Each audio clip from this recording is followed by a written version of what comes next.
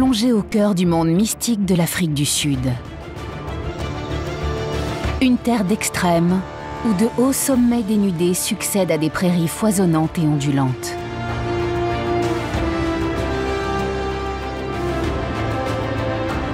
Des géants jaillissent dans le ciel et les plus vulnérables cherchent un abri.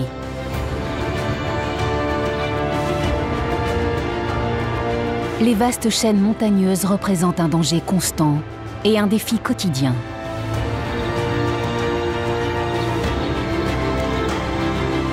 Mais pour ceux qui arrivent à s'adapter, c'est le paradis.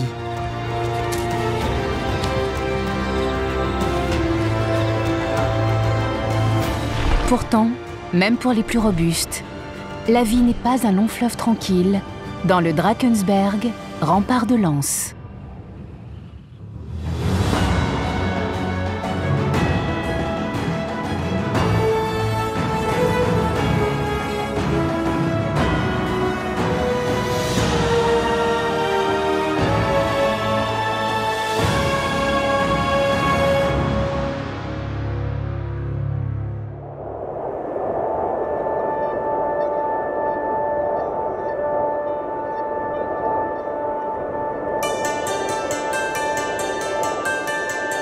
Les Zoulous qui vivent à l'ombre de cette chaîne montagneuse orientale l'appellent Ukalamba, le rempart de lance.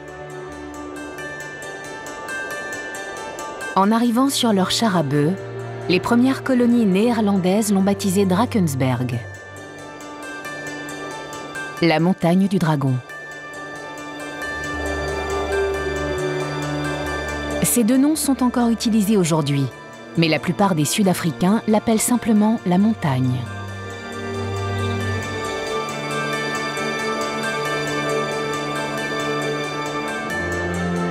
Quel que soit son nom, la majestueuse chaîne montagneuse qui matérialise la frontière entre le KwaZulu-Natal et le royaume du Lesotho est l'un des paysages les plus impressionnants d'Afrique du Sud.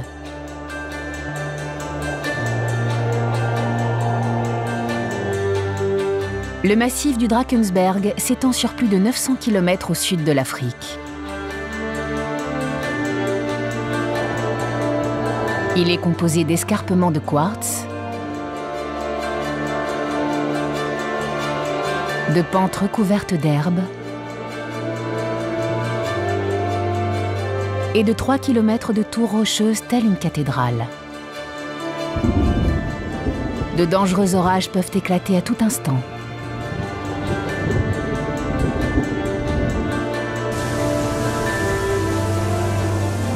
Et une immense chute d'eau jaillit à 900 mètres du haut de ces falaises.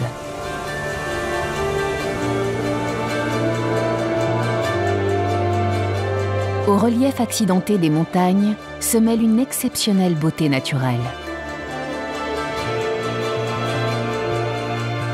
La survie ici nécessite des facultés d'adaptation afin d'utiliser la montagne à son avantage.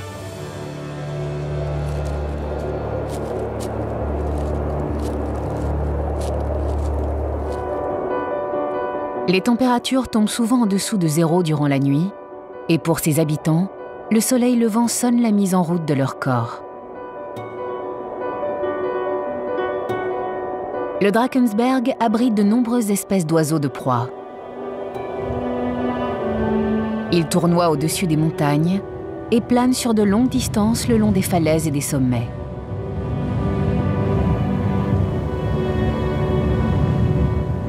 Mais une espèce a besoin d'un peu plus d'aide pour prendre son envol. Le vautour du Cap n'est pas un lève-tôt. C'est l'un des charognards les plus répandus dans cette montagne. Il n'apparaît que lorsque le soleil pointe bien au-dessus de l'horizon et quand les vents sont assez forts pour le porter.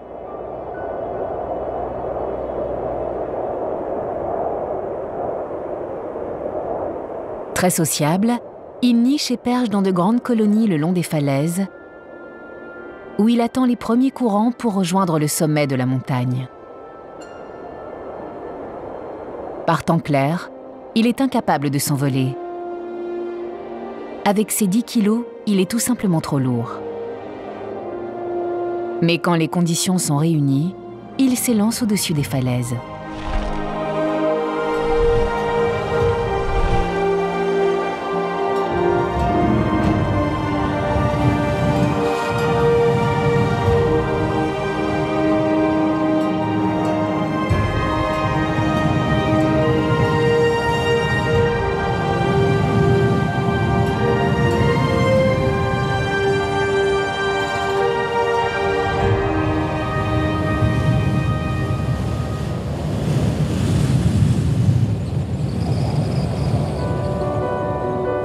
Il se sert des courants ascendants qui apparaissent lorsque le vent souffle sur la crête des montagnes et va et vient pour gagner de la hauteur.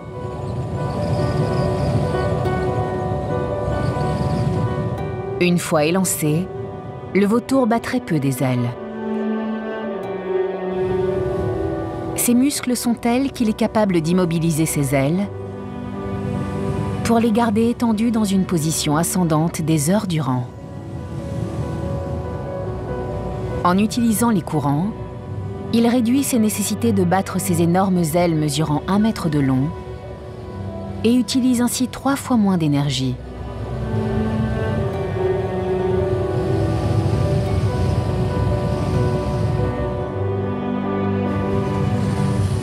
Les vautours descendent et montent avec si peu d'efforts qu'ils peuvent parcourir 150 km par jour lorsque les conditions sont favorables. Ces charognards se nourrissent principalement de carcasses.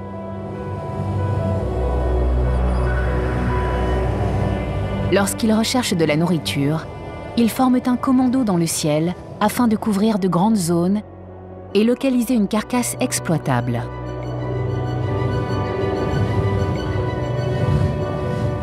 Ceci implique de parcourir de très longues distances. Quand un repas potentiel est repéré, les vautours du Cap fondent sur leur proie en dessinant des cercles sur un rayon de 4,5 km et parcourent 300 mètres jusqu'au sol en moins de 6 minutes.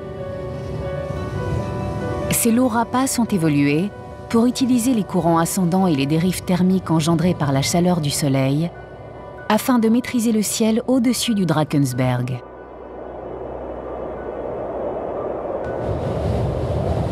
Les vautours du Cap sont l'une des nombreuses espèces qui prennent leur envol entre les cimes. Les lammergeiers, les aigles noirs et les busards vivent tous ici. Pour bon nombre d'entre eux, la montagne représente une menace constante. Alors qu'à l'aube les rochers se réchauffent, les reptiles au sang froid utilisent la chaleur du soleil comme source d'énergie.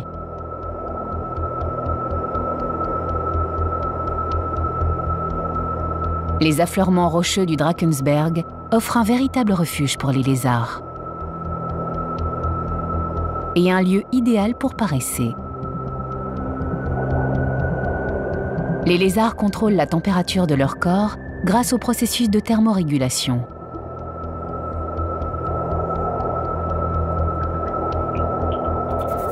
Ils se servent de l'environnement pour augmenter et baisser la température de leur corps.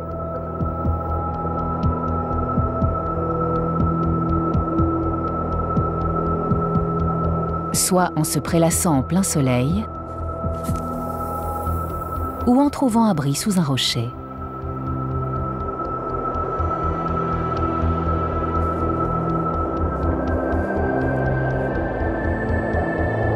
Les montagnes abritent certaines espèces hors du commun.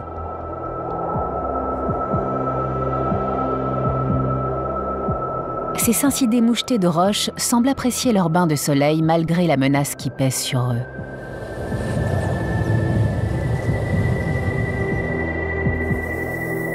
La paupière inférieure transparente des lézards leur permet de voir malgré leurs yeux fermés. Cette adaptation de l'évolution protège les yeux de ces cincidés et les protège des prédateurs.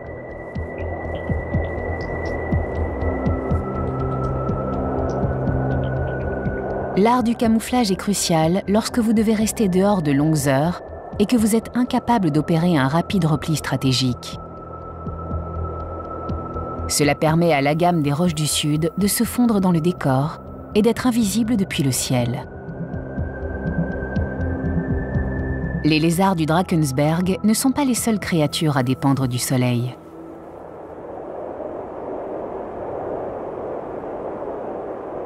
Un serpent roi se réchauffe dans la prairie.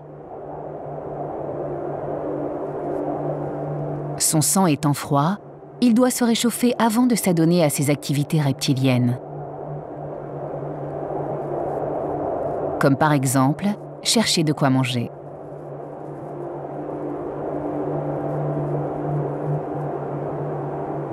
En s'exposant de cette façon, il doit maintenant parvenir à un équilibre entre la chaleur engrangée au soleil et le vent glacial qu'il subit.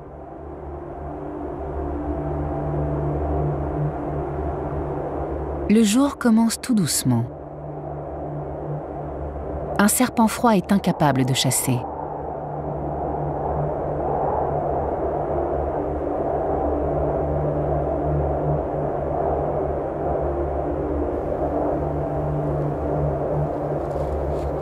Il se nourrit principalement de petits mammifères à sang chaud, comme les rats, les sauris et les taupes. Il n'est pas venimeux. En revanche, il enserre ses proies de ses puissants muscles jusqu'à bloquer leur circulation sanguine.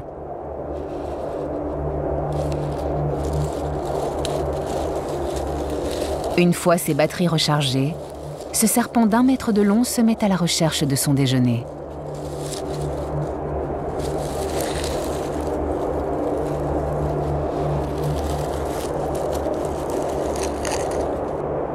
Il faut exploiter la chaleur du soleil tant que cela est possible.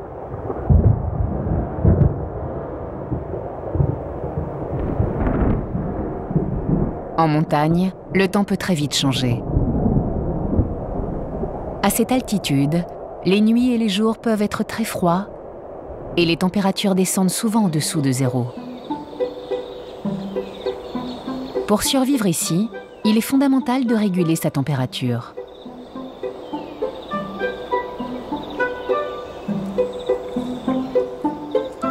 Le daman du Cap vit en colonies pouvant aller jusqu'à 25 individus parmi les rochers et les blocs du Drakensberg. Et il n'y a rien de plus réjouissant qu'un bain de soleil.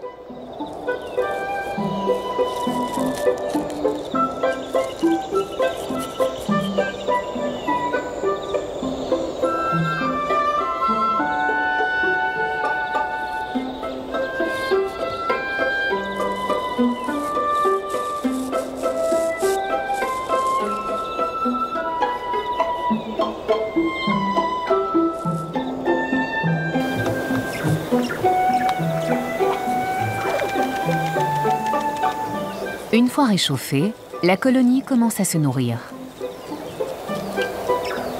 La montagne leur fournit toute la nourriture dont ils ont besoin.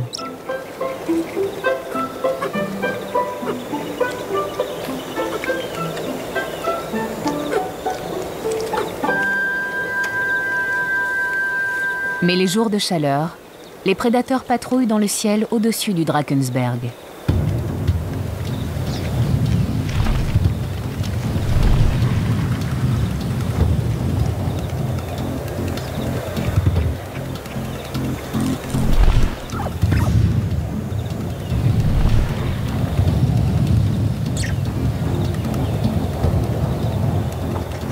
Les damans sont vulnérables, mais ils sont toujours vigilants face au danger.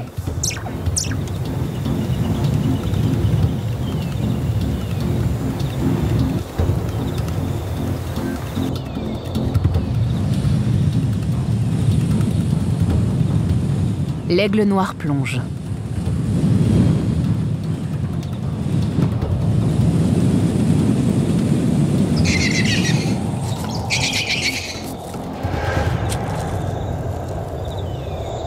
Plus il y a de perdus, mieux c'est.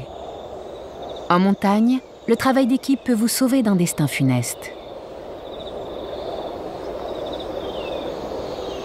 La vie en groupe fournit aux damans la sécurité dont ils ont besoin pour survivre sur les pentes du Drakensberg. Néanmoins, tous les mammifères du Drakensberg n'ont pas choisi la vie en communauté comme moyen de survie. Certains ont fait le choix d'une vie de solitude, avec l'obscurité comme seule couverture. Dans les prairies plus bas, l'un des habitants les plus secrets de ces montagnes se réveille. Une gerboise. Mesurant environ 6 cm, elle est minuscule. Vivant à l'ombre de la montagne, elle habite la savane et se nourrit de graminées.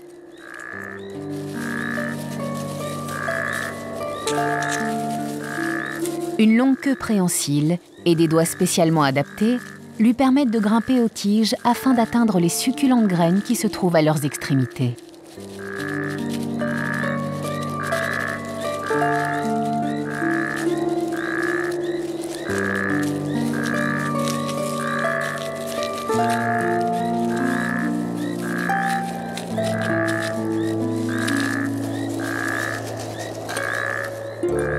Dans ce vaste environnement, elle peut facilement passer inaperçue.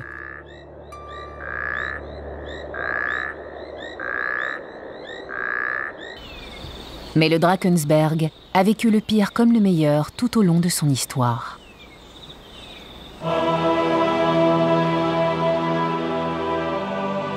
Pour comprendre comment cette chaîne montagneuse est née, il faut remonter à 3 milliards d'années, quand cette étendue de terre faisait partie d'un supercontinent appelé Gondwana.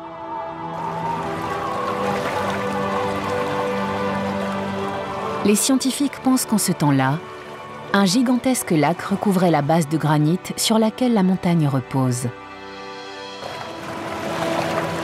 Pendant des millions d'années, le ruissellement a charrié du sable et de la boue dans le lac, formant des couches de sédimentation qui ont durci sous le poids de l'amoncellement.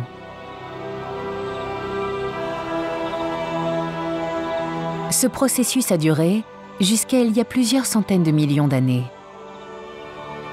Les couches de sédimentation les plus récentes sont visibles à présent dans les falaises à la base du massif montagneux du Drakensberg. Puis, il y a 160 millions d'années environ, une gigantesque pression au plus profond de la Terre a causé la fracturation du Gondwana.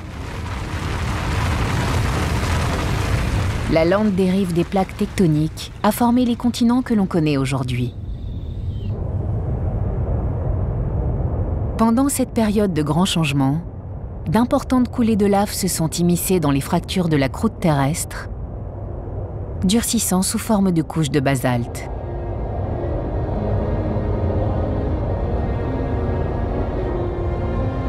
Pendant environ 20 millions d'années, les dépôts de basalte se sont superposés pour atteindre 1,5 km d'épaisseur sur le grès inférieur.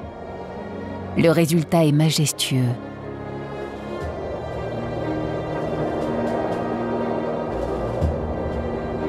Lorsque les coulées de lave ont cessé, cela a stoppé l'édification de cette extraordinaire chaîne montagneuse.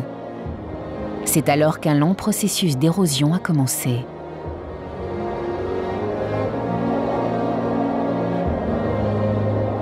Le long des escarpements, l'érosion suit souvent les tracés de fractures qui se forment au plus profond de la roche. Les rochers s'effritent le long de ces plans, dessinant de grandes falaises avec des formes de visages, qui s'étendent parfois sur une ligne droite de plusieurs kilomètres.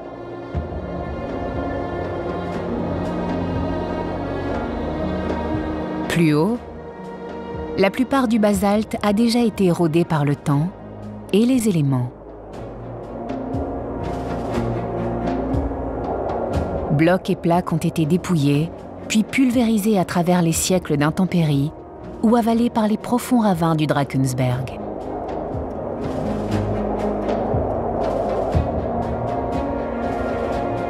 À présent, seules d'imposantes cimes subsistent, une chaîne de sentinelles qui surveille la plaine.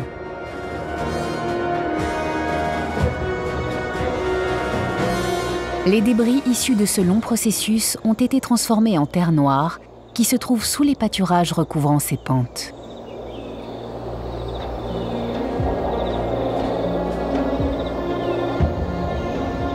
De tout point de vue, ce rempart de lance porte les cicatrices des forces telluriques qui l'ont façonné à travers les âges. Mais le Drakensberg a aussi une force et un impact sur le paysage environnant. Pour cette raison, il est aussi connu sous un autre nom, le créateur de rivières.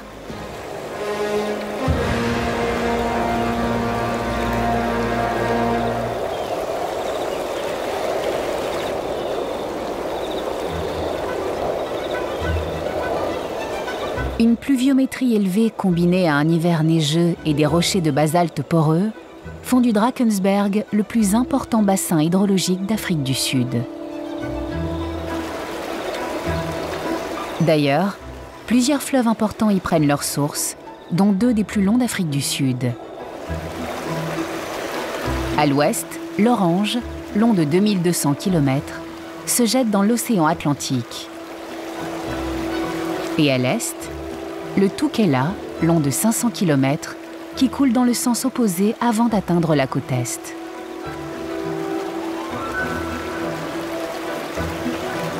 En un an, plus de 2000 mm de pluie peuvent tomber sur les hauts plateaux. 4 mois dans l'année, la neige recouvre les ravines protégées et les pentes exposées au sud. Les brumes enveloppent les cimes. De forts vents battent leurs sommets et des orages torrentiels éclatent régulièrement pendant les mois d'été.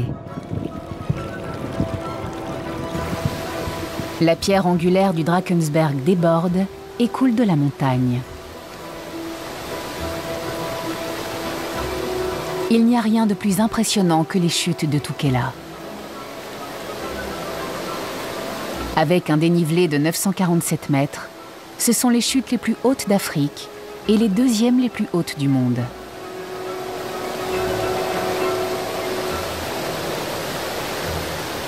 Elles sont si hautes qu'une partie de l'eau qui atteint le sol se transforme en brouillard et disparaît dans les airs.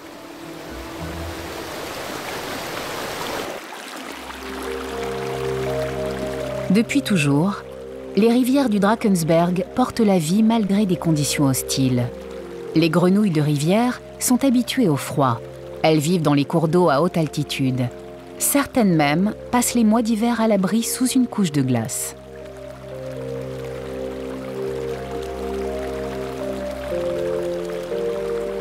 Les crabes d'eau douce se reproduisent avec succès, peuplant les cours d'eau.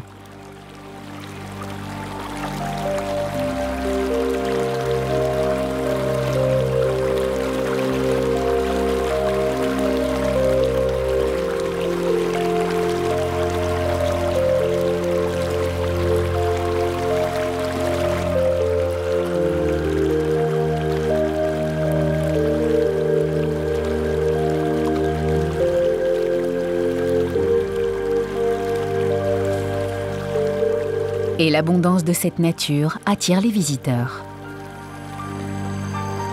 Une cigogne noire se nourrit le long de la rivière sur le haut plateau. Ces oiseaux migrateurs sont attirés par les montagnes quand ils se dirigent vers le nord.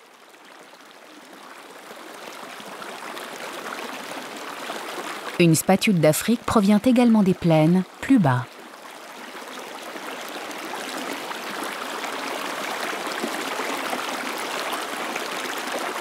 Ces riches terres fertiles lui offrent de la nourriture en abondance, grenouilles et crabes étant ses mets favoris. C'est l'arrêt parfait pour se ravitailler sur son calendrier migratoire.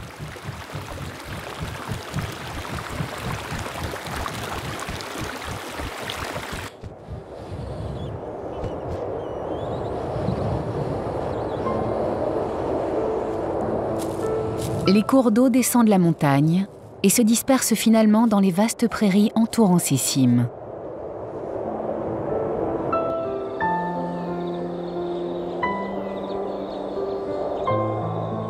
Même si elles ont l'air d'une masse homogène, ces plaines sont en réalité un mélange incroyable d'espèces diverses.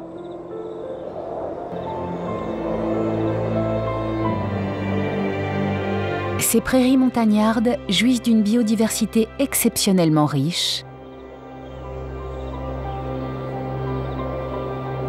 permettant au Drakensberg d'être classé site du patrimoine mondial par l'UNESCO. Le nombre total d'espèces végétales répertoriées représente 1/10 de toutes les espèces d'Afrique du Sud.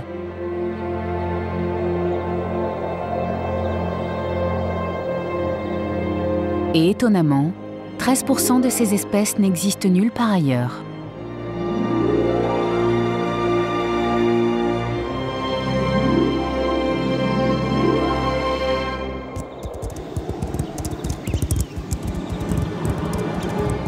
Les prairies foisonnent de vie.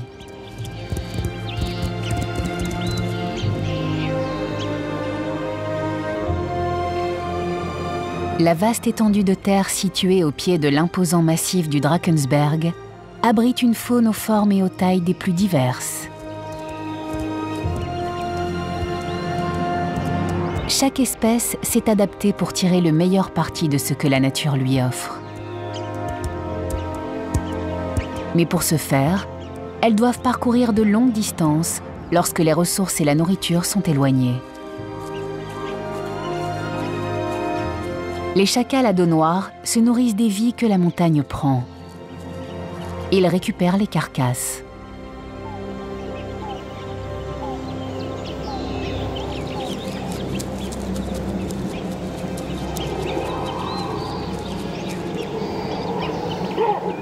Pour une famille, la recherche de nourriture commence dans les prairies ouvertes. Après avoir passé une nuit glaciale abritée dans les grottes sans fin ou sur les dévers des montagnes, ce groupe de babouins chacma est descendu pour se nourrir.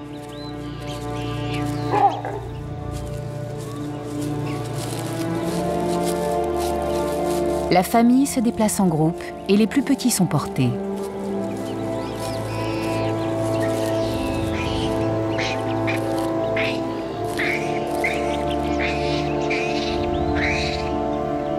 Mais dans la plaine, ils sont tous vulnérables.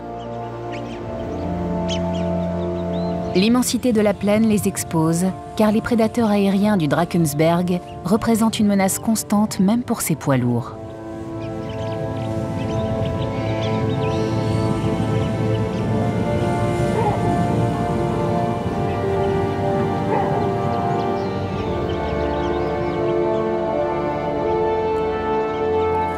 Cependant, les babouins sont des opportunistes et ce matin clair les attire hors de leur demeure nocturne.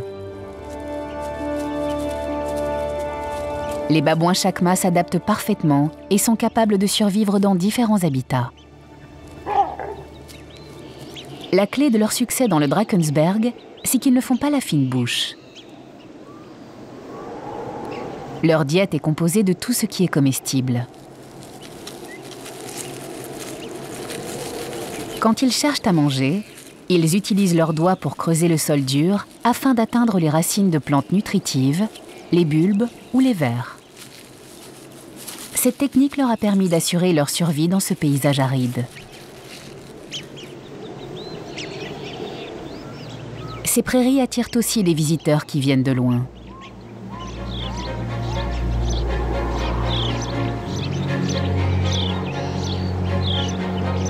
Ces cigognes blanches ont passé l'été et la période de reproduction dans certaines parties d'Europe centrale et méridionale, au Moyen-Orient et en Asie.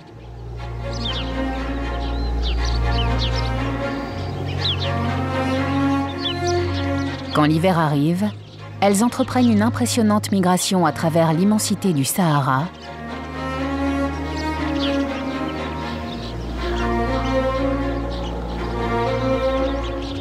avant de finalement s'installer à l'ombre des lances du Drakensberg.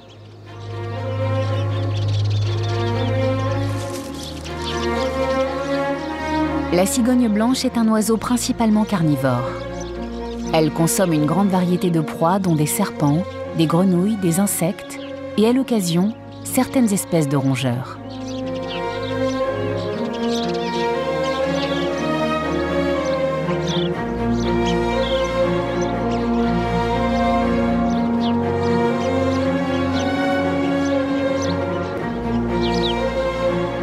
plus ne fait pas la fine bouche. Presque tout lui convient.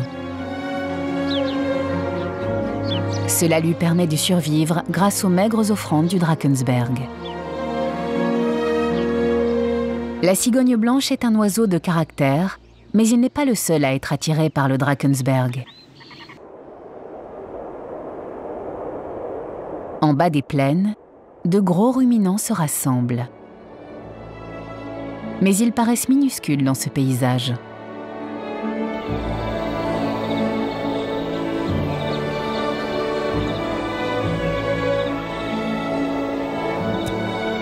Les gnous noirs migraient autrefois par milliers à travers la région. Mais l'activité humaine les a confinés au territoire du Drakensberg.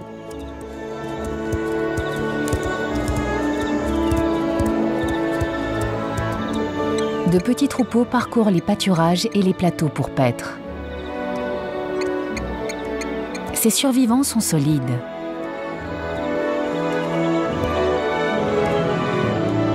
Leur épais manteau sombre les protège mieux du froid que leurs cousins, les gnous bleus. Ils sont donc plus résistants.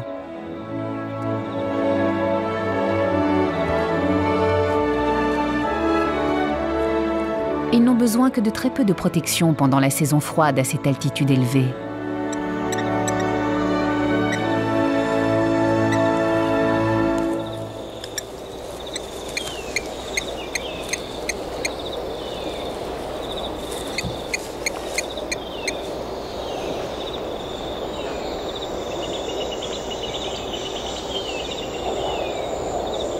Malgré l'abondance qu'offre la terre du Drakensberg, les règles de la savane africaine s'appliquent aussi ici lorsqu'il s'agit de territoire. C'est le principal objet de discorde pour les mâles gnous.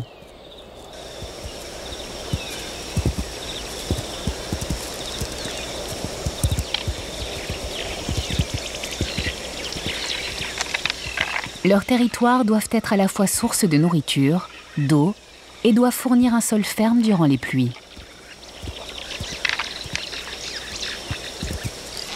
La compétition pour de tels privilèges est rude. Les individus dominants devront régulièrement faire usage de leurs cornes pour repousser les prétendants.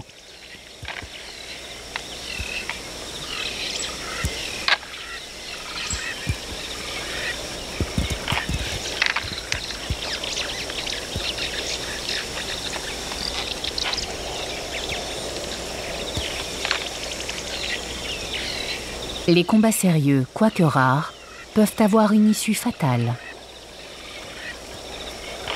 Il semble que ces deux-là n'iront pas jusque-là.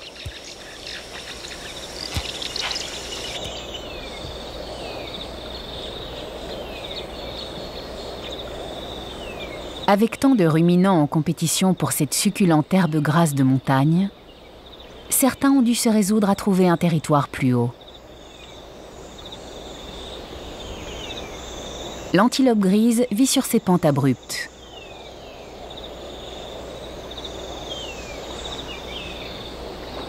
Son évolution l'a conduite à survivre ici en se nourrissant d'herbes qui seraient inaccessibles ou rédhibitoires pour la plupart des autres antilopes du Drakensberg.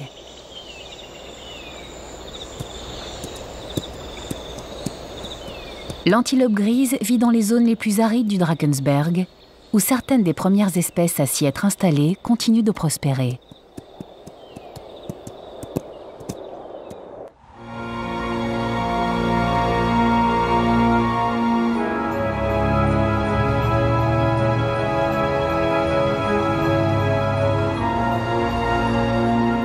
L'une des premières formes de vie qui s'est développée a eu une influence durable.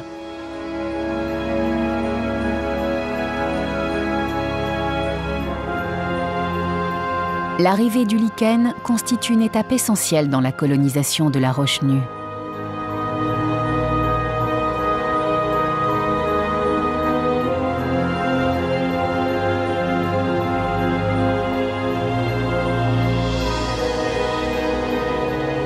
Alors que la terre s'entassait dans les fissures des rochers, des restes de lichen morts ont commencé à s'accumuler et des plantes plus grandes en ont résulté.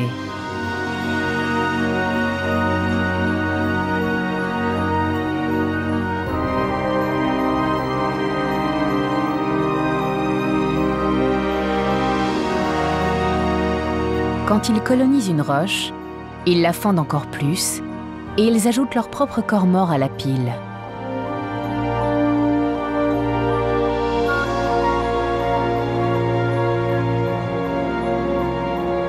Créant de la terre dans laquelle des graines de petites plantes seront en mesure de prendre racine et pousser.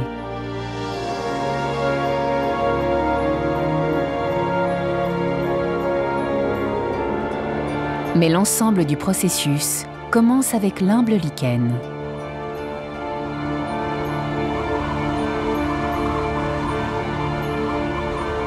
Et sans lui, le Drakensberg aurait une toute autre apparence.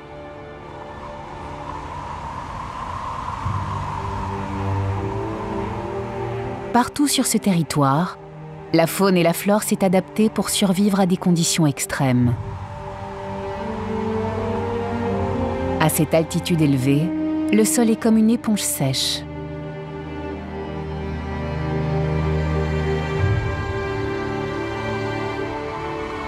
Cela l'empêche de geler quand le froid est sévère. Au-dessus de la limite arborée, les plantes survivent car nombre d'entre elles ont des racines et des bulbes souterrains. Pendant ce temps-là, en aval, une experte borde les ruisseaux et les rivières qui descendent de la montagne.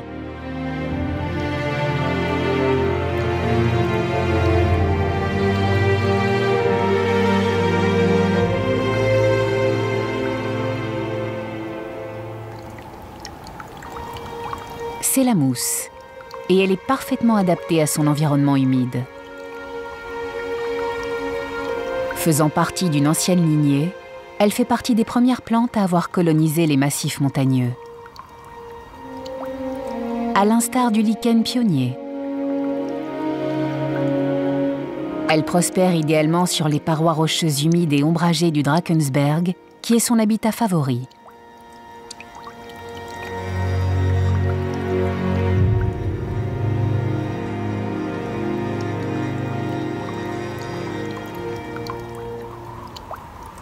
Et elle constitue également une cachette parfaite pour un chasseur.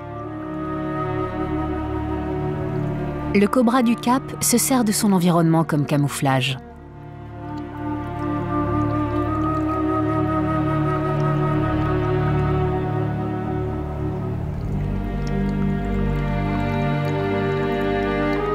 Seule sa respiration le trahit.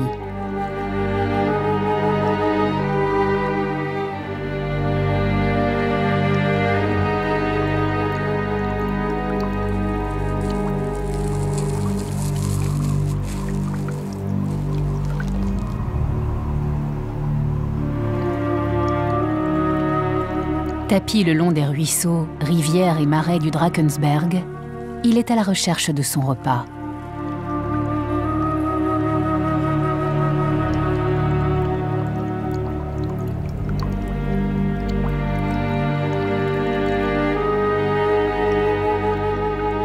Il se nourrit d'amphibiens, comme le crapaud du Karoo qui se fond dans les berges rocailleuses. Parfois, malgré un excellent camouflage, la meilleure défense, c'est de battre en retraite.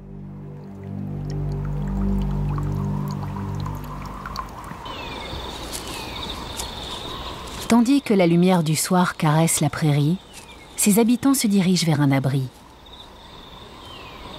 Les cigognes blanches doivent composer avec toute forme de terrain surélevé. Un arbre isolé fera l'affaire. Les voyageurs se réunissent en colonies informelles. Les babouins chacmas ont aussi besoin d'un toit. Ils retournent dans les grottes sécurisées de la montagne.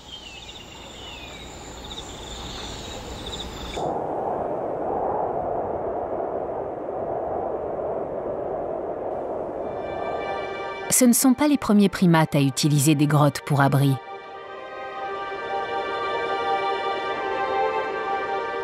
Au fil du temps, ils sont nombreux à avoir surplombé ce paysage dramatique.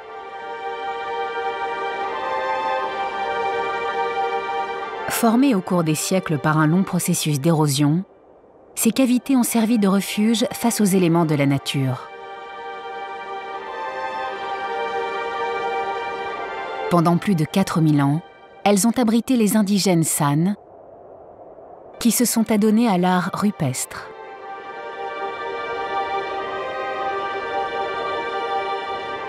La collection la plus grande et prolifique d'Afrique. On recense plus de 600 sites et 35 000 dessins dans le seul Drakensberg.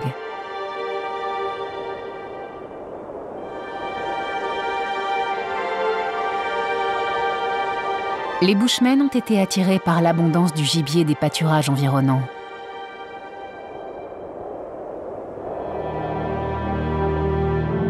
Les dessins rendent compte avec force détail de leur existence de chasseurs-cueilleurs.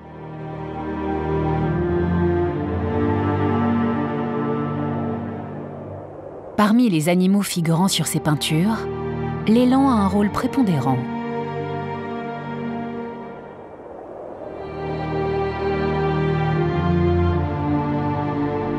La quantité et la qualité des peintures d'élan est considérable, suggérant qu'ils étaient très importants dans la culture San.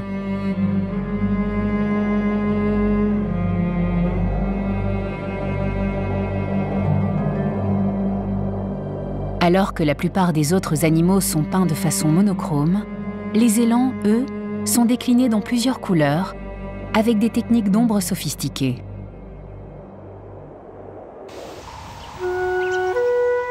Aujourd'hui, l'élan a encore un rôle central dans l'histoire du Drakensberg. Il est le mammifère le plus commun de cette zone, avec une population s'élevant à 2000 individus, soit 20% de la population sud-africaine.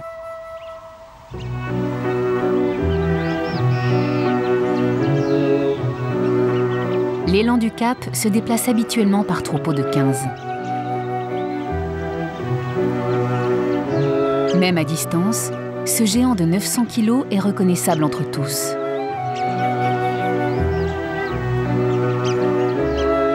Sa taille unique et son imposant fanon autrefois apprécié par les Bushmen pour sa haute teneur en graisse confèrent à cet animal son statut d'icône.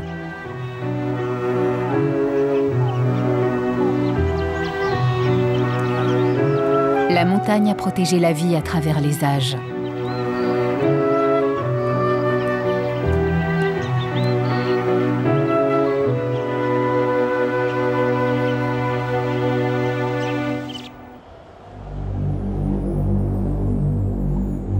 Mais à la fin du XIXe siècle, les San ont totalement disparu du Drakensberg.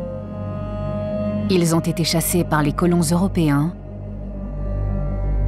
laissant derrière eux leurs peintures. Selon les données connues sur leur détérioration, la majorité des peintures rupestres qui ont subsisté dans le Drakensberg remontent aux 1000 dernières années d'occupation, ou tout du moins au dernier siècle. Aujourd'hui, elles offrent un aperçu du passé et rappellent aux vivants qui étaient ces gens qui ont vécu, survécu et se sont battus pendant des siècles sur ce territoire de l'extrême.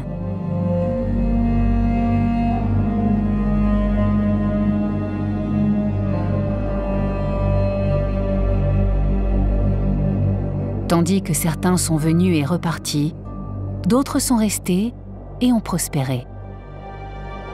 Conquérir le Drakensberg n'est pas chose aisée, mais si elle est clémente, la montagne offrira asile et protection à ceux qui sont prêts à y vivre.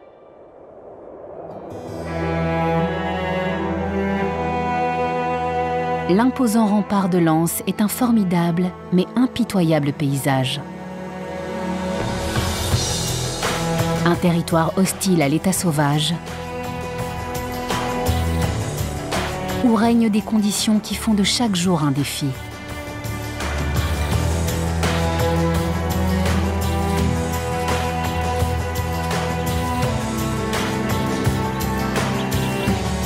Mais pour ceux qui sauront le relever, ils seront récompensés.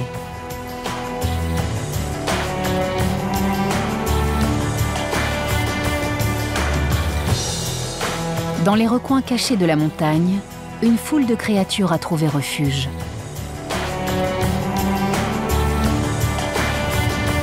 Tandis que certains planent sur les cimes, d'autres vivent dans leur ombre.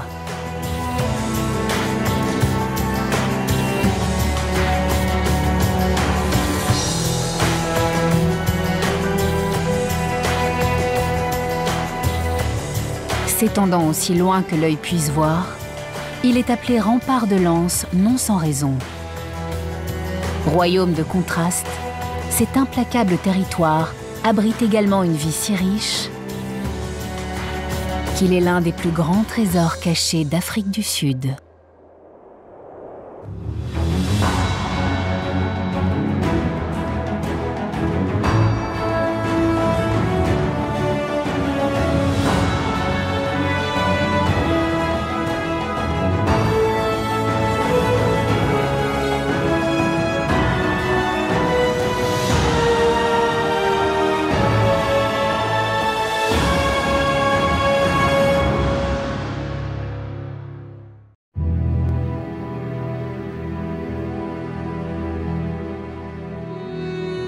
Le massif du Volkberg en Afrique du Sud est l'écrin naturel d'incroyables enclaves de beauté et de diversité.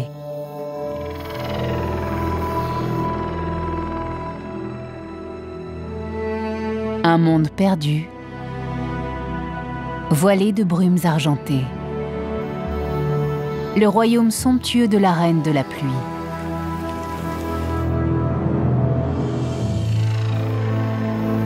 Des forêts vierges grouillant de vie.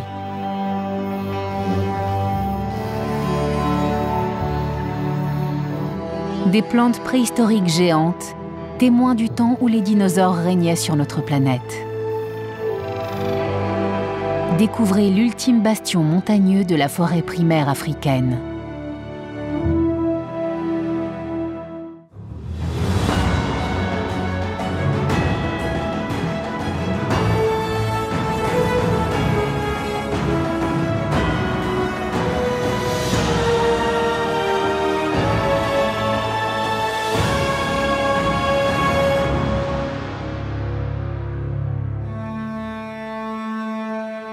Les imposantes montagnes du Drakensberg.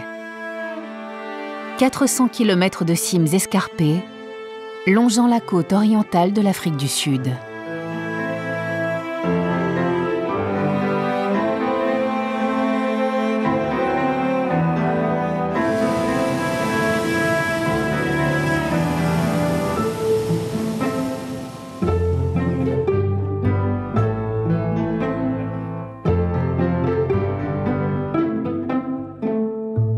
Elle sépare le centre du pays, très aride, de l'air humide de l'océan Indien.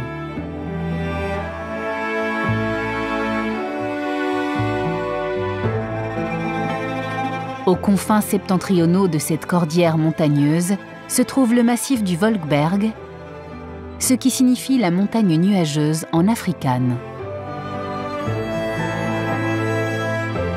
Elle a été baptisée ainsi car elle est souvent nimbée de brouillard. Un paysage montagneux varié, alternant les versants couverts de prairies verdoyantes et les profonds ravins forestiers. Une des forêts les plus rares du monde. À travers ce paysage, 3 espèces de primates ont su évoluer et s'adapter aux difficultés et aux richesses de ce jardin dans les nuages.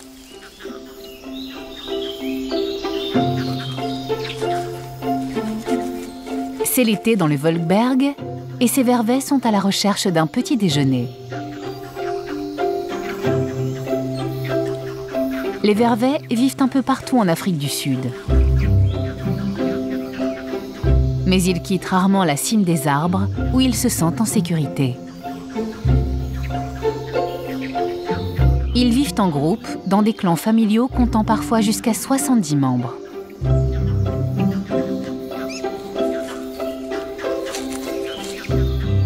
Mâles et femelles cohabitent dans une stricte hiérarchie que l'on fait souvent respecter par la force. Aujourd'hui pourtant, l'agressivité n'est pas de mise. En effet, nous sommes au mois de décembre, c'est l'été, et les fruits favoris des vervets se trouvent en abondance dans les arbres. Notre petite troupe s'apprête à traverser son territoire.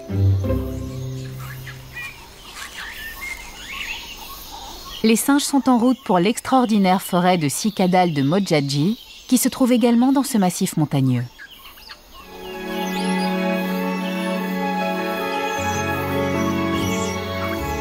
Il s'agit de la plus grande réserve de cicadales d'une même espèce de la planète.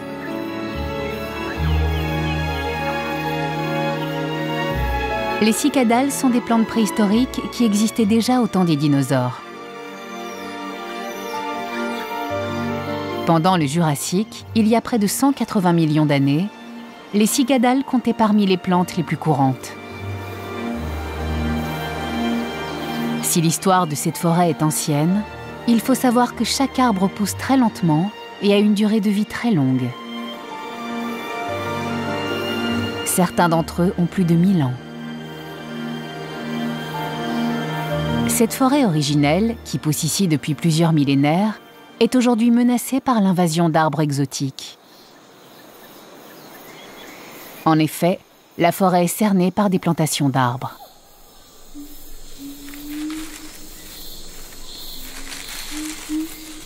Durant l'été, lorsque la forêt de cicadales regorge de fruits, les vervets viennent quotidiennement en visite pour se régaler de ces cônes géants.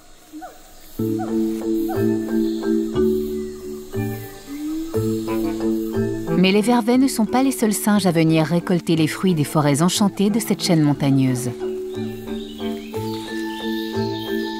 Les cercopithèques sont les proches cousins des vervets, mais sont encore plus dépendants de ces forêts.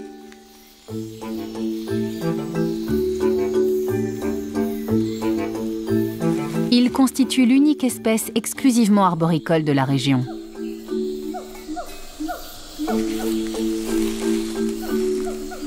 Une fourrure épaisse les protège du froid et leurs sourcils blancs si caractéristiques abritent leurs yeux de la pluie. Leur très longue queue leur permet de trouver l'équilibre.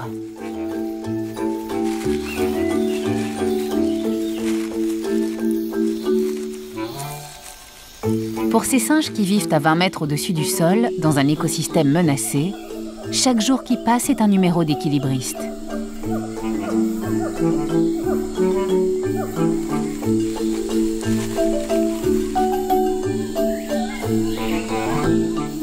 L'été dans le Volkberg, la nourriture est abondante. Mais la pluie également. Les nuages qui nimbrent ces montagnes naissent à 500 km de là, en direction de l'est. Les vents d'est en provenance des eaux chaudes de l'océan Indien balaient la côte. Cette air humide qui se dirige vers la terre ferme est arrêtée par le Volkberg. En prenant de l'altitude, cet air se refroidit, puis se condense pour former les nuages qui ensuite donneront de la pluie. Contemplez le royaume de la reine de la pluie. Les tribus de la région pensent que leur monarque a le pouvoir de contrôler la pluie. Ici, la pluie et ses pouvoirs sont vénérés.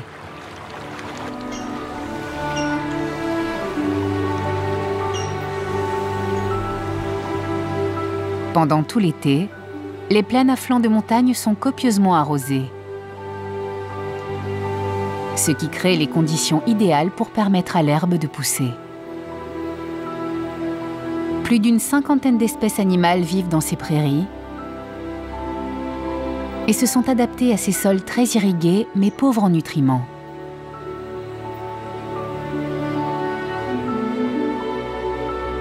La terre n'est pas assez riche, si bien que les arbres et les buissons peinent à survivre dans ces zones pentues.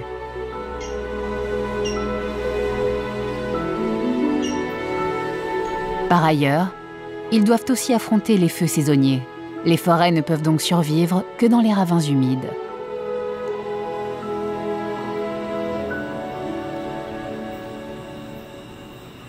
L'alternance de forêts et de plaines qui en résulte est vitale pour un bon nombre d'espèces.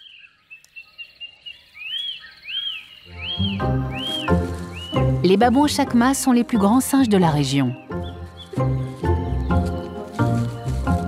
Les mâles peuvent atteindre un poids de plus de 50 kg. Comme les vervets, ils vivent en société et au sein de chaque clan règne une organisation très stricte. C'est le mâle dominant qui décide de tout. Il dirige sa troupe et se sert en premier lorsqu'il y a de la nourriture. Il est expérimenté et connaît les meilleurs points de ravitaillement. Les femelles, elles aussi, possèdent une organisation sociale. Elles héritent du même rang que leur mère, alors que pour les mâles, la domination est soumise à des changements constants. Ces babouins fouillent le sous-sol de la prairie en quête de bulbes et de tubercules. Les babouins se sont bien adaptés aux conditions de survie en plaines ouvertes et partagent leur temps entre l'herbe de la prairie et les forêts avoisinantes.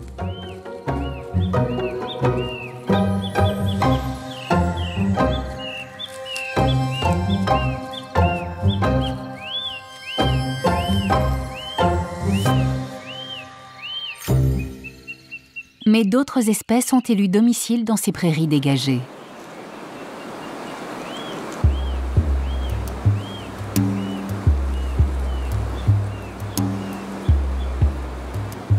Les zones rocailleuses représentent le principal habitat des serpents tels que celui-ci, qui appartient à l'espèce des Bitis atropos. La fraîcheur de la nuit a ralenti son métabolisme. Comme tous les reptiles à sang froid, il doit se réchauffer avant d'être en mesure de se déplacer. Autrement dit, il recharge ses batteries en prenant un bain de soleil. Mais cela n'est pas sans risque, car ses surfaces ensoleillées sont exposées et font de lui une proie facile pour les rapaces prédateurs. Ce serpent appartient à la famille des vipères et possède des crochets creux pour injecter son venin. Et lorsqu'il se sent menacé, il vous le fait savoir. Il émet alors des sifflements et se soulève pour apparaître plus menaçant.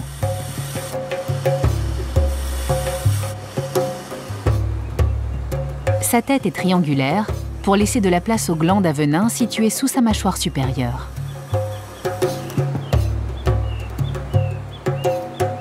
Il chasse en embuscade, attendant qu'une grenouille, un rongeur ou un lézard ait l'imprudence de traverser cette île rocailleuse dans un océan d'herbe.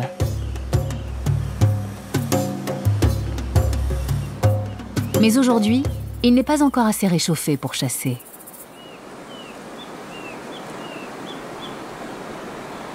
Les formations rocheuses ne sont pas les seules à venir rompre l'uniformité de la prairie. Ici ou là, des ruisseaux et des cours d'eau traversent les versants verdoyants et de nombreuses espèces de plantes et d'animaux endémiques y ont élu domicile.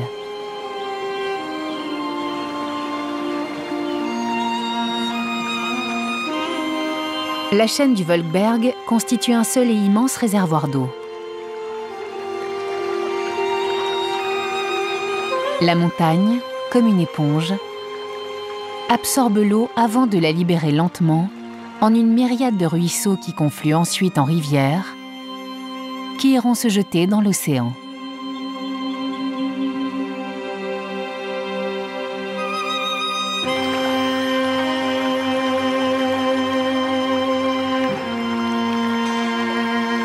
Une fois formé, le ruisseau se déverse en aval, provoquant l'érosion du sol jusqu'au fond rocheux. Cette abondance en eau porte la vie. Les mousses se plaisent sur les rives humides.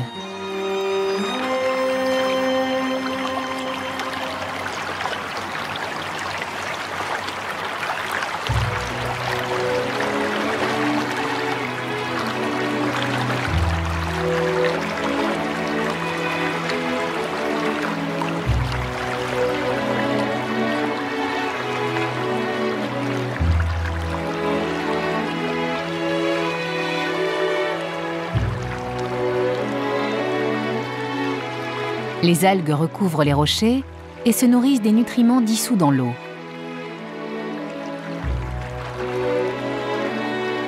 Les larves de diptères, elles aussi, se cramponnent à la surface lisse des rochers.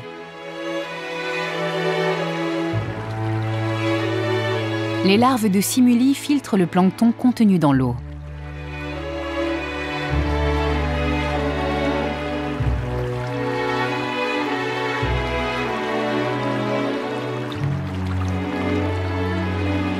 Mais ces existences sont précaires, Plantes et animaux sont soumis aux caprices et aux tourbillons des courants.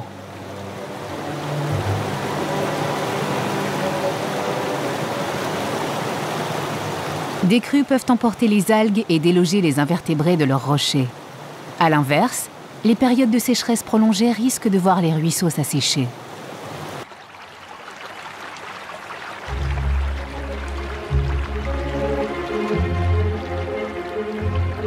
La bergeronnette à longue queue chasse les insectes le long de la rive.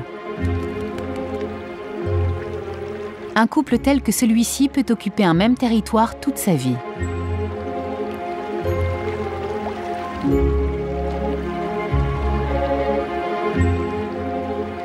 Ils défendent leur territoire contre les intrus.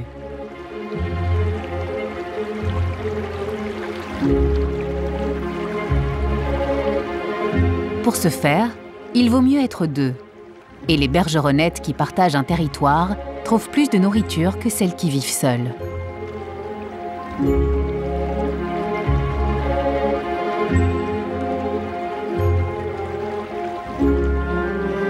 La bergeronnette à longue queue est celle qui possède la plus longue durée de vie, puisque sa longévité peut atteindre 12 ans.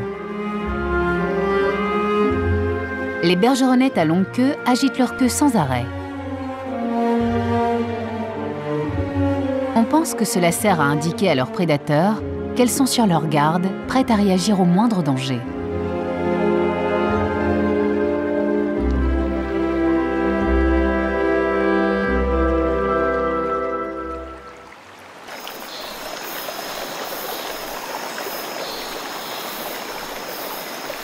Alors que la rivière s'enfonce lentement mais sûrement dans la forêt, la vie aquatique change.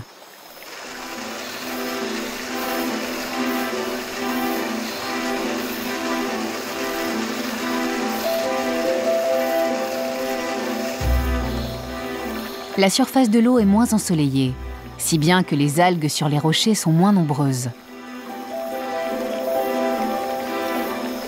Ce sont maintenant les feuilles mortes qui vont alimenter la chaîne alimentaire et non plus les plantes vivantes effectuant leur photosynthèse dans l'eau.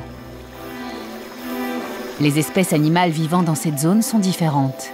Elles ont évolué pour se nourrir de ces feuilles mortes.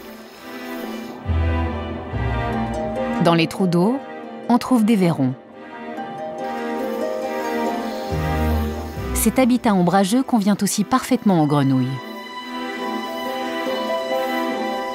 La plupart des espèces de grenouilles se reproduisent en milieu aquatique.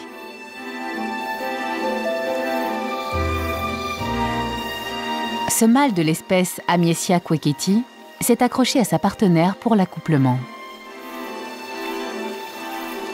Ses pouces épais lui permettent de se maintenir en place, malgré la viscosité de la peau de sa compagne. On peut dire qu'il s'accroche. Lorsque l'heure viendra, la femelle pondra des centaines d'œufs. Cela lui demandera un énorme effort et beaucoup d'énergie, ce qui explique que les femelles grenouilles soient plus grandes que les mâles. Son compagnon sur le dos, la femelle part à la recherche d'un lieu sûr pour pondre ses œufs. Dans la rivière, les prédateurs sont nombreux et risquent de dévorer ses œufs ou les têtards qui naîtront. Elle cherche donc un petit point d'eau, à l'écart des dangers. Le mâle n'a pas son mot à dire, mais il ne lâche pas prise. Sa seule mission consistera à fertiliser les œufs une fois qu'ils seront pondus. Mais il doit veiller à ne pas se laisser déloger par d'autres mâles jaloux.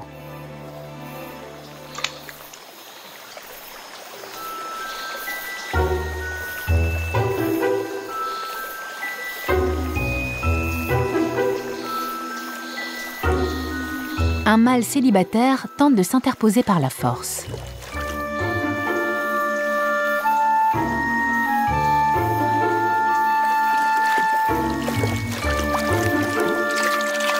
Il persiste et tente par tous les moyens de séparer le couple si soudé.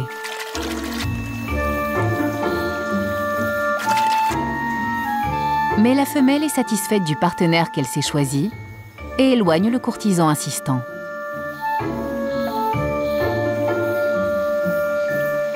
Et conduit, il part en quête d'une femelle plus accommodante.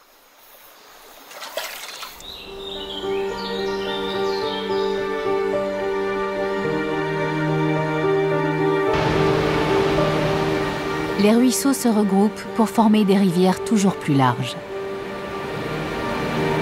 L'eau accumule de l'énergie, creusant le paysage alors qu'elle s'écoule en aval.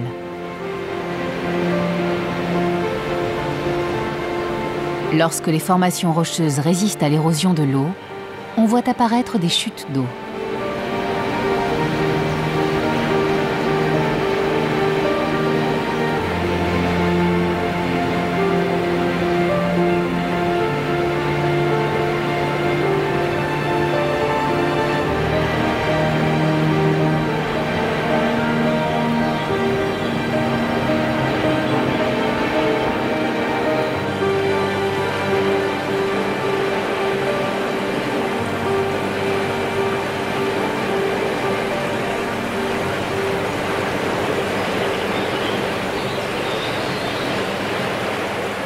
Un serpent natal vert chasse sur les bords du cours d'eau.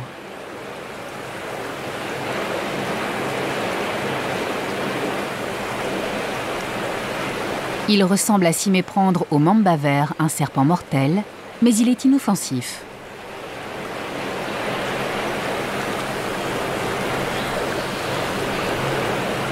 Ce reptile diurne chasse les grenouilles en eau peu profonde.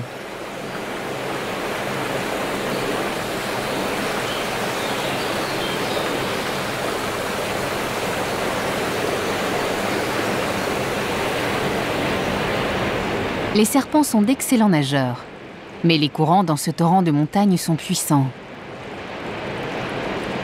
S'il a mal calculé leur force, ils risquent d'être emportés.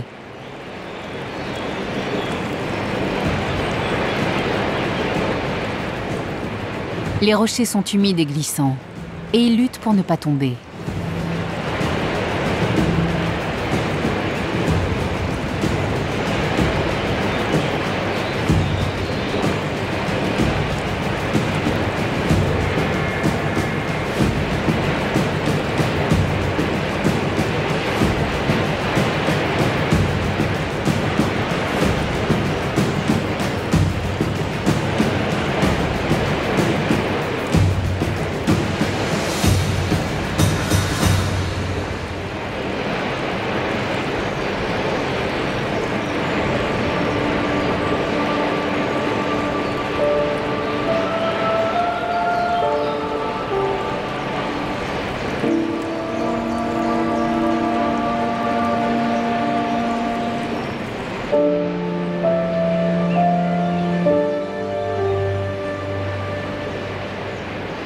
Il a réussi.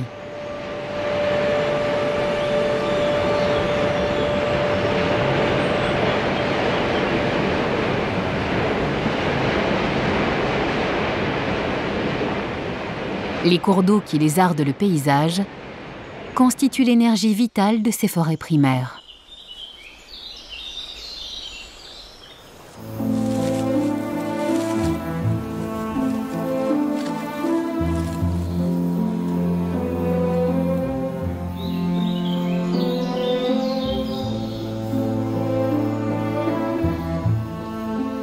Traverser les forêts de la montagne africaine revient à faire un voyage dans le temps. De nombreux arbres préhistoriques ont besoin d'eau en abondance. Et dans le Volkberg, en plus de la pluie, il y a aussi la brume qui vient hydrater la végétation.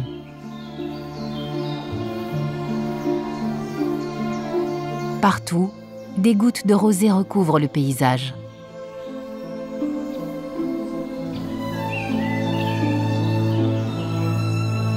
Grâce à cette abondance en eau, les arbres deviennent géants.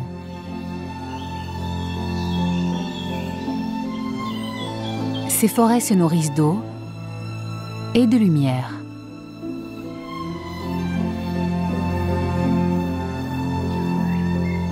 Mais ici, la compétition est rude et chaque arbre doit lutter pour s'élever au-dessus de ses voisins pour voir le soleil.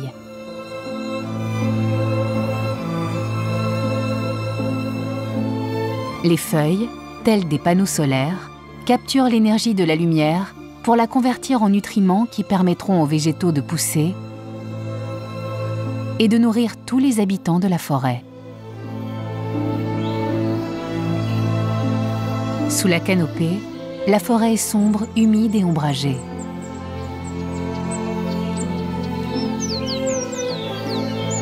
Une épaisse couche de fougères survit dans la pénombre.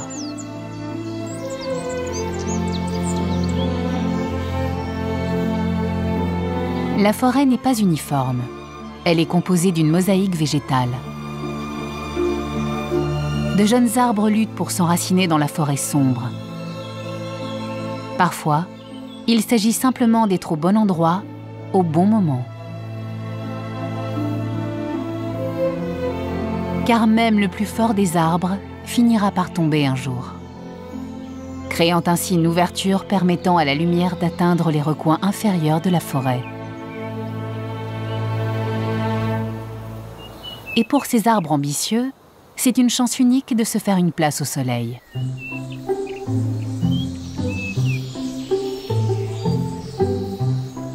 Les oiseaux et d'autres créatures apprécient le mélange d'ombre et de lumière offert par ces ouvertures.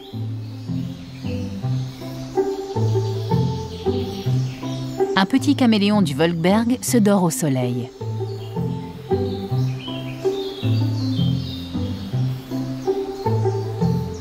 Les rayons du soleil attirent également les insectes.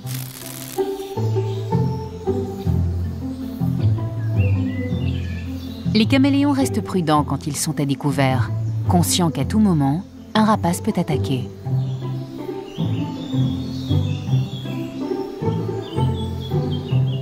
Contrairement à ce qu'on imagine couramment, les caméléons ne changent pas de couleur pour s'adapter à leur environnement, mais surtout pour communiquer entre eux. Leur principale méthode de camouflage est leur démarche caractéristique, qui imite une branche ou une feuille agitée par le vent pour éviter de se faire remarquer par leurs prédateurs comme par leur proie.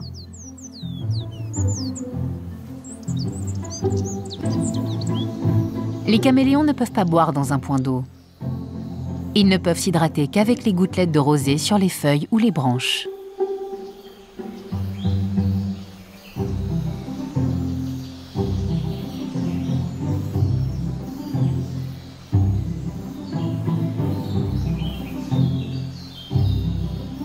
Comme tous les reptiles, les caméléons sont des animaux à sang froid et ont besoin du soleil pour se réchauffer et activer leur métabolisme.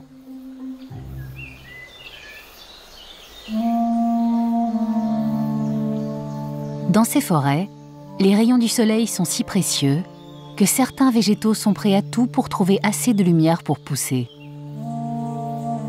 La plupart des arbres, pour atteindre la lumière, s'appuient sur des troncs solides.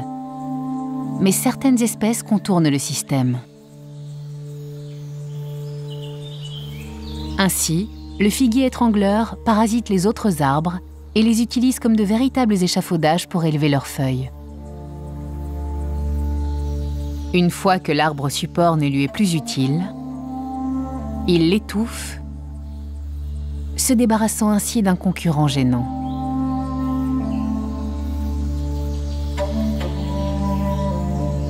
Le treillis formé par l'étrangleur récupère les feuilles mortes et les écoulements d'eau, créant un véritable écosystème.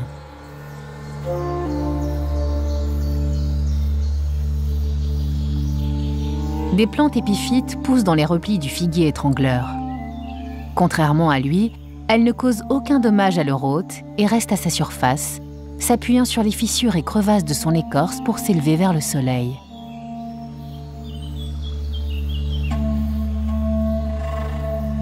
Une autre plante opportuniste pousse dans cette forêt. Les lianes ont des racines terrestres, mais utilisent d'autres arbres pour rejoindre les sommets de la canopée plutôt que de se constituer un tronc solide.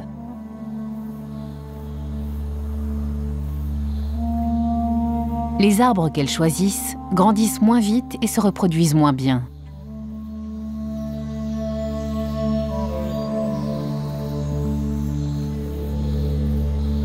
Les lianes fonctionnent comme des autoroutes forestières qui permettent à un bon nombre d'espèces de traverser l'espace qui sépare deux arbres.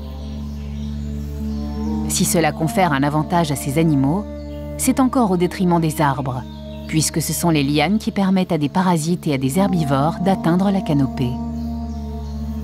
Les arbres que les lianes épargnent bénéficient d'un avantage énorme.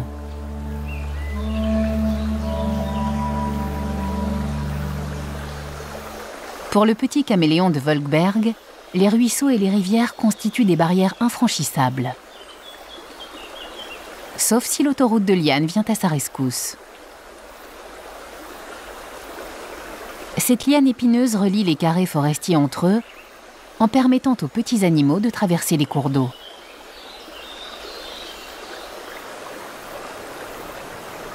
Le petit caméléon du Volkberg ne vit que dans la région dont il porte le nom. Il existe 17 espèces de petits caméléons en Afrique du Sud.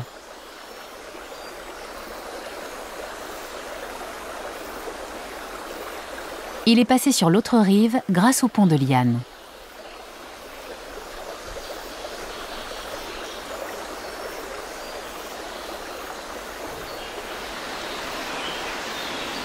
La forêt montagneuse africaine abrite de nombreuses espèces qu'on ne trouve nulle part ailleurs. Malheureusement, les alentours, dont la géographie est idéale pour la forêt, ont vu s'installer de nombreuses plantations d'arbres exotiques qui viennent détruire les végétations vierges.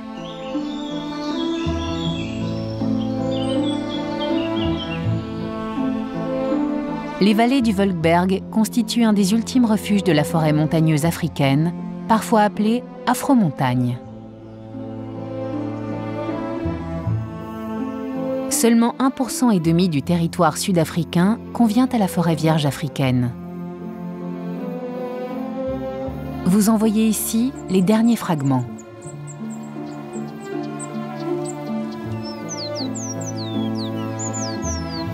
Le réchauffement continental qui a fait suite à l'âge de glace a provoqué un recul spectaculaire de la forêt. Plus récemment, la progression de l'agriculture et des exploitations forestières a fini de la décimer.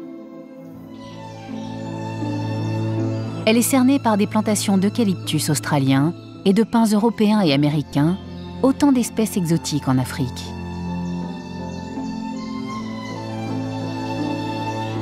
Ces plantations sont uniformes et biologiquement stériles. Elles couvrent d'importantes surfaces, mais comptent relativement peu d'espèces animales ou végétales originaires d'Afrique, alors que les forêts originelles sont des écotopes d'une incroyable richesse biologique. Dans les plantations, des arbres surplombent la canopée. Cet eucalyptus a 105 ans et mesure 81 mètres. C'est sans doute l'arbre planté le plus haut du monde.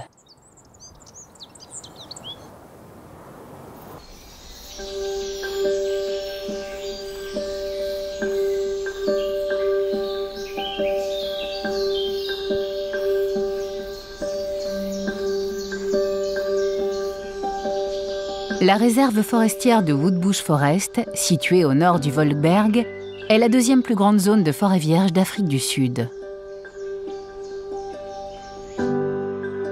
Grâce aux pluies et à l'humidité de la brume,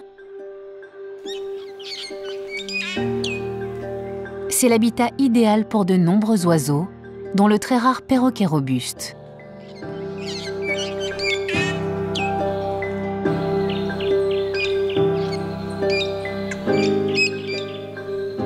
Ils cherchent les bois jaunes, un arbre poussant dans cette forêt, et dont les fruits coniques constituent pour eux une source cruciale de nourriture. En effet, ils contiennent une substance vitale très importante pour ces perroquets. S'ils n'en trouvent pas en quantité suffisante, ils tombent rapidement malades et finissent par mourir.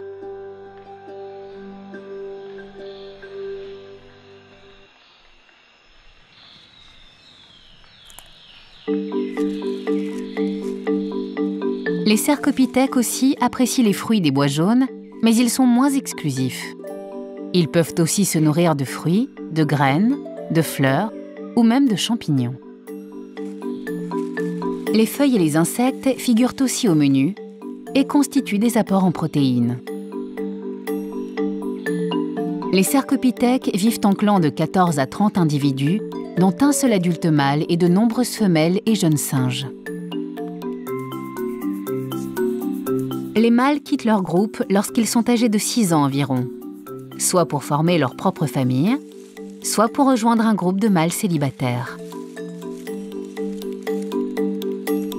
Dans la forêt vierge, des chênes venus de l'hémisphère nord se sont enracinés.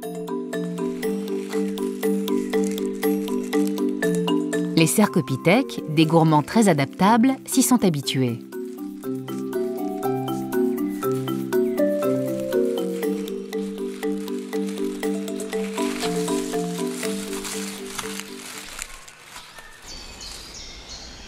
À l'autre bout de la forêt, d'autres gourmands récoltent eux aussi les fruits de saison.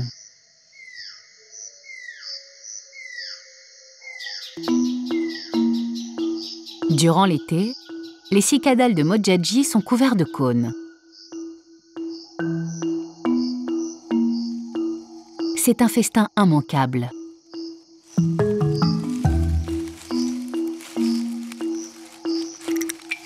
Pendant 3 mois, la nourriture ne manque pas. Et les singes viennent se régaler chaque jour.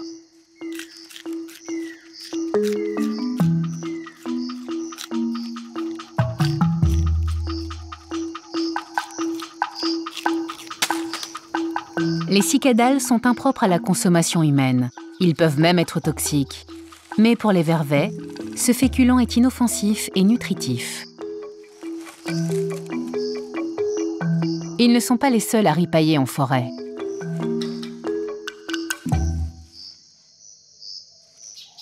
L'aigle couronné survole son territoire à la recherche de mammifères de petite taille. C'est le plus puissant des rapaces africains. Capable de capturer une proie atteignant les 35 kilos, il peut littéralement cueillir les singes dans les arbres.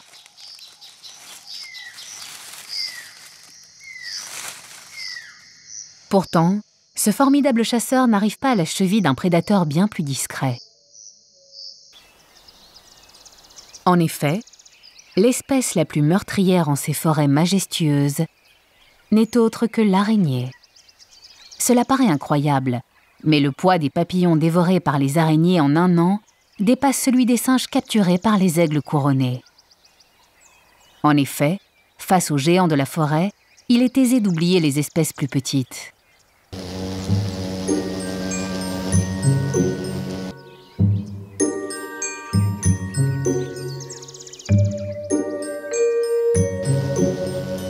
Les guêpes maçonnes collectent de la terre pour construire leurs ruches.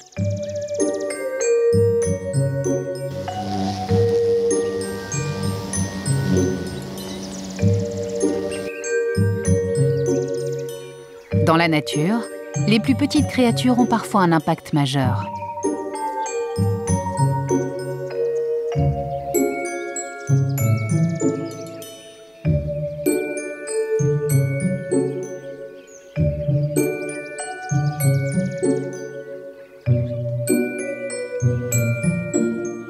Les araignées existent depuis 100 millions d'années. Elles ont eu le temps de parfaire leur technique de capture. La plupart d'entre elles tissent des fils de soie. Ces fils sont constitués de protéines et tissés par ce qu'on appelle les filières.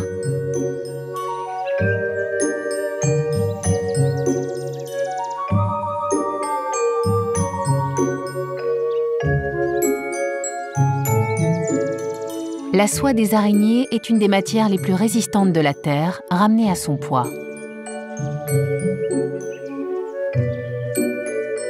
On classifie les araignées en fonction de la forme de leur toile.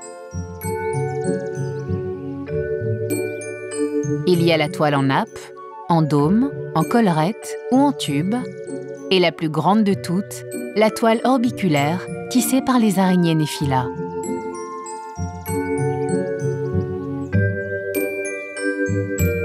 Les toiles d'araignées sont des pièges mortels pour les insectes volants. Une fois qu'ils sont prisonniers, il n'y a plus d'espoir. Certaines araignées sont aussi capables d'injecter un venin létal à leur victime pour la paralyser, avant de l'enrouler dans la soie afin de la consommer plus tard. Intéressons-nous maintenant à une ancienne habitante de cette forêt, enracinée ici depuis des milliers d'années.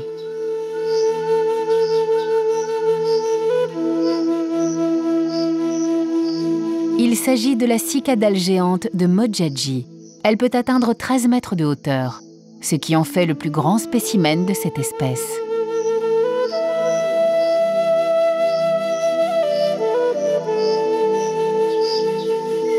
Elles ont une allure préhistorique et leurs fruits ressemblent à un ananas gigantesque. Pour certains, ils ressemblent aussi à une pomme de pin. Une grande pomme de pin, puisqu'un cône peut atteindre 34 kg, soit le poids d'un grand singe. Il y a des cônes mâles et des cônes femelles. En général, les plantes sont pollinisées par le vent, car ces espèces végétales, appelées gymnospermes, sont apparues avant la pollinisation par les fleurs. Avec l'évolution, les fleurs ont permis aux plantes d'attirer les pollinisateurs, tels que les insectes ou les oiseaux. Les cicadales n'ont pas de fleurs de couleur vive. Nombre d'entre elles sont pourtant pollinisées par des insectes.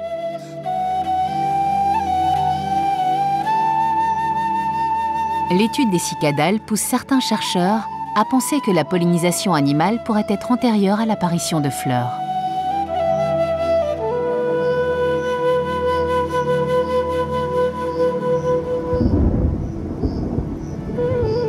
Depuis des générations, le peuple de l'Obédou pense que la reine de la pluie protège la forêt vierge.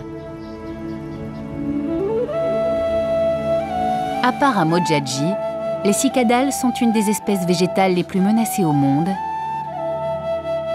mises en danger par la destruction de leur habitat et le commerce de plantes exotiques.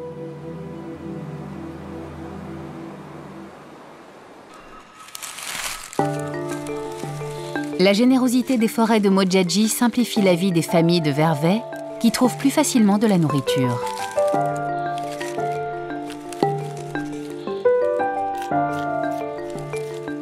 Ils ont ainsi plus de temps pour l'essentiel, comme nourrir les petits.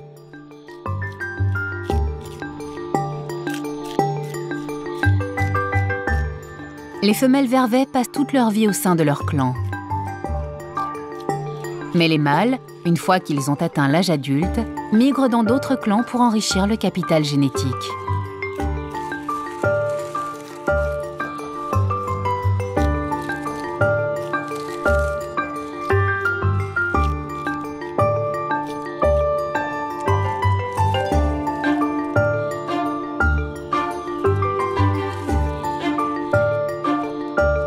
L'épouillage est un moyen d'assurer la cohésion du groupe. Les femelles de haut rang sont souvent épouillées par des femelles de rang inférieur pour obtenir leur faveur.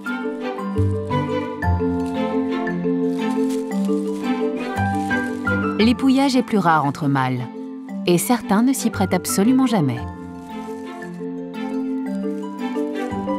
La dominance du mâle dépend de ses parties génitales de couleur bleue et de leur taille.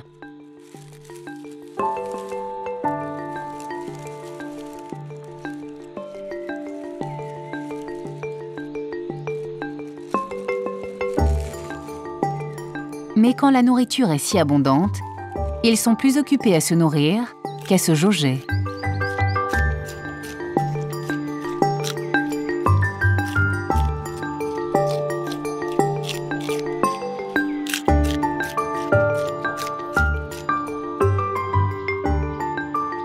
Pour les jeunes, la vie n'est pas toujours facile. Ils ne savent pas encore comment tirer profit de ces magnifiques cônes.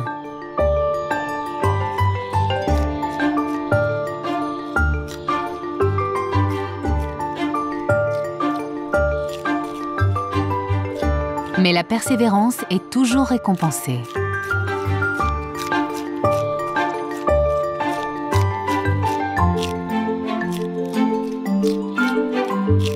Les cicadales de Modjadji ne donnent des fruits qu'une seule fois par an, mais permettent à ces singes de résister alors que leur habitat naturel ne cesse de se réduire.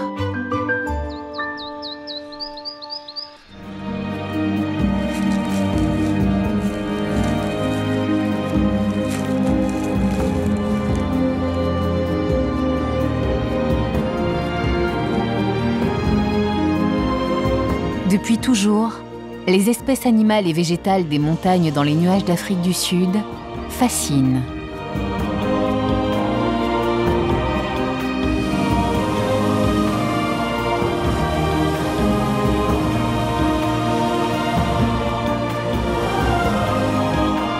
Ce paysage a été défini par son climat si particulier. Un territoire menacé de toutes parts par des envahisseurs. Mais des fragments de forêts primaires résistent envers et contre tout.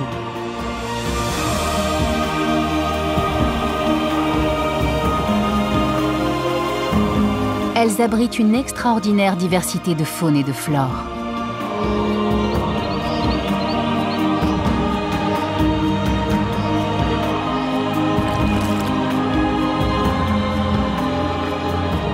Ces massifs montagneux constituent un sanctuaire représentant la variété de notre présent,